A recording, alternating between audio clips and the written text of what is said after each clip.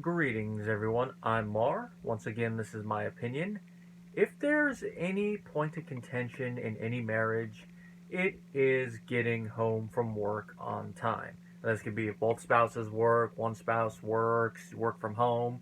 But in that case, if you're late getting home, it's like, what? That is the issue at the heart of today's episode. We are on Season 2, Episode 7, Working Late Again.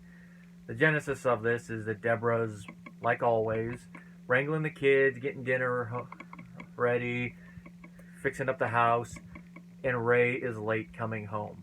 How late they don't say, but I'd say at least a good hour and a half tops. She's trying to get a hold of him, and he's still at the office. Game's going into overtime, he says. Kids haven't eaten, which has me scratching my head like, you really have to wait for Ray to get home if the kids are hungry? Just let them eat, and then wait a little while, and then eat with him when he gets there, if he's that late.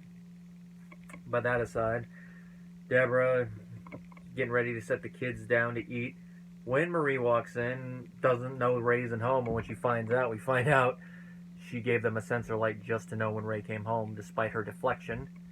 And she sits down and has a little heart-to-heart with Debra. They don't happen too often, but when Marie sits down and has a heart-to-heart with Debra, you know, even though it is a little meddlesome, it is coming from a place of love, especially when it is a heart-to-heart like this. And she broaches the topic. Is it possible Ray doesn't want to come home? And she mentions this is based on an article she read, so obviously outside source, making her wonder, and then seeing this and be like, ooh, I wonder if this might be it. And the article was about men, mainly, who stayed at work longer than they needed to because it was funner there. They had friends, they didn't have any outside stresses, didn't have nagging wives, and it was just a nicer experience, which, I'm not married, but even that aside, looking at him like, why would anyone want to stay at work longer than necessary? You know, unless you're getting paid overtime or you have to stay for overtime, which is a whole different story that's being required. But if you don't have to, why would you have to stay longer than necessary? I mean, I like my job. I have fun with it. I have good work friends, some of which I do hang out with occasionally outside of work. But that's outside of work. Once I'm done with my 8 hours and I don't have OT, they don't need me to stay, like, I'm out of here. Especially on my Friday. I'm out the door. I'm not going to linger longer, even if I was married or whatnot. Even if I have stuff I got to do at home, I'm like, I don't want to do it. I go home. But even that aside, looking at it, I could see where someone with a lot of these outside pressures might want to stay, especially if they have a lot of good friends there. It's a nice work environment, and it's a job that they get to do something they love, like Ray being a sports writer. And even if Debra was not going to want to believe it, that thing in the back of her head is probably telling her, yeah, you know, she might have a point, even though this is coming from Marie, the woman who likes to meddle and is very intrusive. She might have a point, especially with how Ray is. So Debra decides to get to the bottom of this, and she takes some of her lemon chicken directly to Ray, and it turns out Marie was right. He's just messing around in the office. They're playing paper football. They're ordering pizza to eat instead of the lemon chicken, which, as we find out in a later episode, is one of the dishes Debra makes that she actually makes well, and is actually one of Ray's favorite dishes she makes. And he's just shirking his parental responsibility, which we've seen Ray do a lot of times, where he just wants to be there for the fun parts, which we do see a little bit in this episode, but wants to shirk the responsibility part.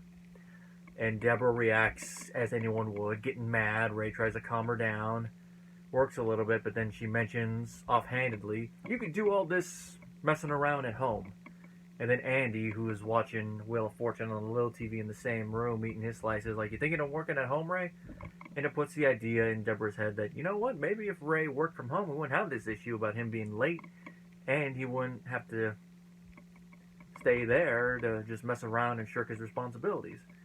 And now that it's out in the air, Ray decides he'll do it, because he doesn't want to start another argument. And so Ray's working from home.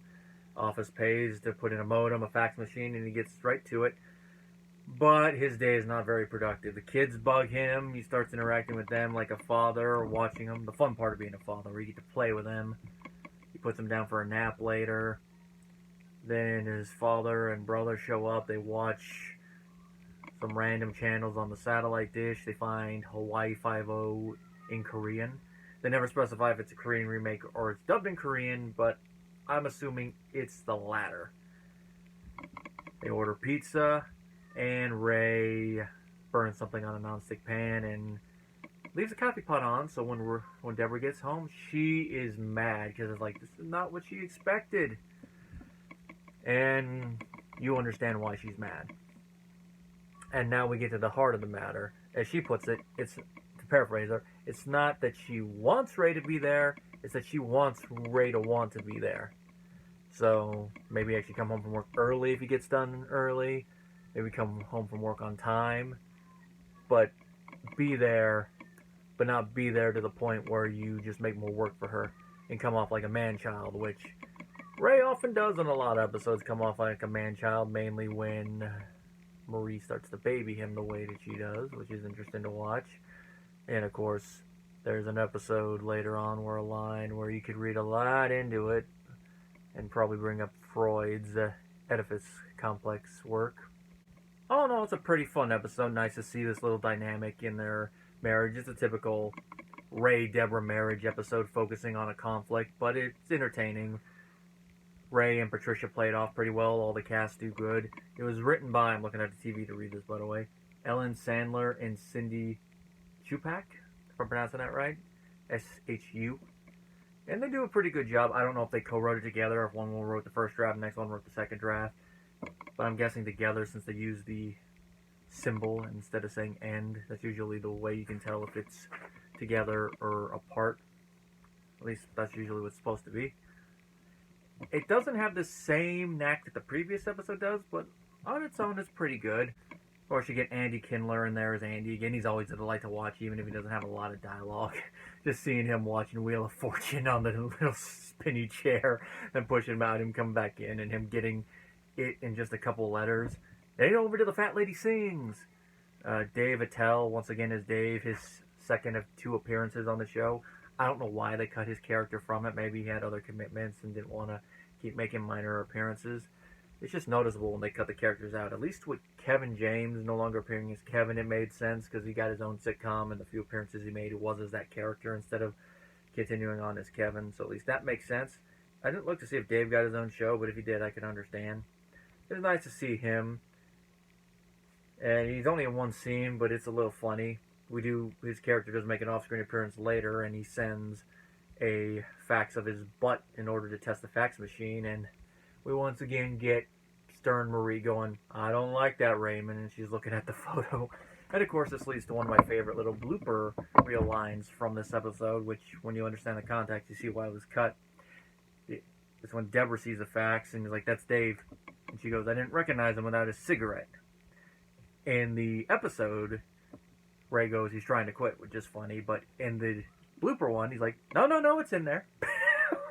Which, just like a lot of the lines in the blooper reel, gets a better laugh out of me. But you can understand why they didn't put it in for television, because there'd probably be some parent that would go, "Did he just say hi?" From a continuity standpoint, even though Debra tells Ray that, go back to the office and all that, they keep the satellite dish at the house. It's still there. The fax machine is still there. And the computer is still there. If I remember right, I believe this is the first appearance in an episode of The Basement Set. But I could be wrong on that. It's one of the few, if not, it's the first time we see it in a prolonged standpoint and see the computer. They say a modem, so I'm guessing that they brought the computer home. But then again, Ray strikes me as someone who could afford a computer at home. But maybe it's just a better computer, or it's an actual internet modem in order to work with the fax machine. I didn't have a computer at home around this time, so I don't remember all the different stuff for it. I just remember, like, a few years after this, into the early 2000s, the internet speed and all that. It's at the speed of with Ray keeping the fax and the satellite dish. I'm going to assume that he tried to strike a balance. There'd be some days where he'd work a lot at the office, and there'd be days where he'd work from home and do his column, doing a little balance of both.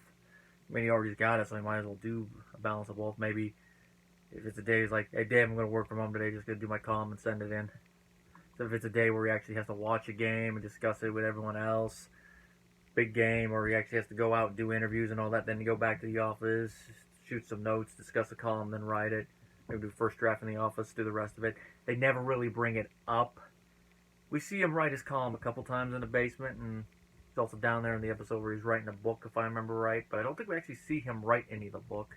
The children's book episode, he's down there with Debra, which I believe is the episode that gets the most play down there on the first couple seasons. But don't quote me fully on that. As I said before, all in all, pretty fun episode. Nice performances, good subject matter. Nice to see some more of this dynamic between Ray and Debra. And as you could kind of guess from the fact it's a sitcom and it's about the Barone family, focusing more on Ray, this is going to be a subject matter that comes up time and time again. And as I've said a lot of times, due to the nature of sitcoms, little series continuity unless it is for a joke or a big dramatic thing, like we'll see later on with Robert and Amy's wedding. The funny thing that I just brought up the children's book episode because that's going to be the next episode in this series review, where we're going to see Ray and Debra writing together or attempting to write together. The field that Ray is in, while it might not be the same genre, it is his field, and it's going to be interesting to see these two try to collaborate together, only for their differing ideas to clash in typical Barone sitcom fashion. Oh, the joy.